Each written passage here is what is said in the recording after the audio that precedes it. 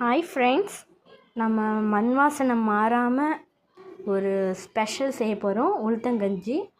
அதுக்கு ஃபஸ்ட்டு நம்ம உளுந்தை நல்லா வறுத்துக்கலாம். நம்ம முன்னாடியே வறுத்து வச்சுருக்க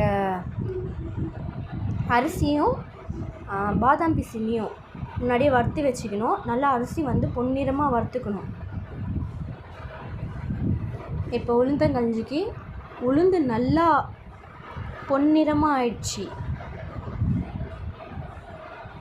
நல்லா பொன்னிறமாக இந்த அளவுக்கு வறுத்து எடுத்துக்கணும்.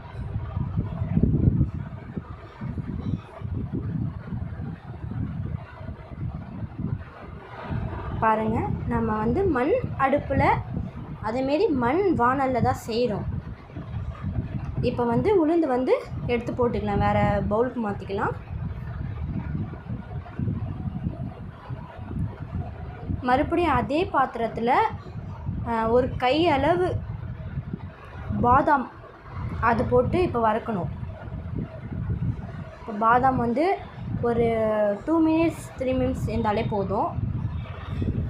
பாதாம் போட்டு நல்லா ஒரு 2 minutes வறுத்தா போதும்.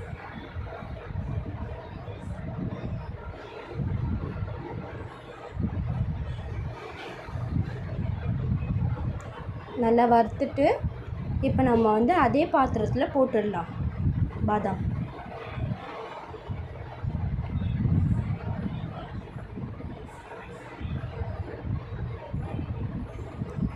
அவ்வளோதான் ஃப்ரெண்ட்ஸ். இப்போ பாதாம் நம்ம போட்டுட்டு இது ஆற வச்சு அரைச்சி கஞ்சி ஆக்கி குடிக்கணும். உளுத்தங்கஞ்சி ரெடி.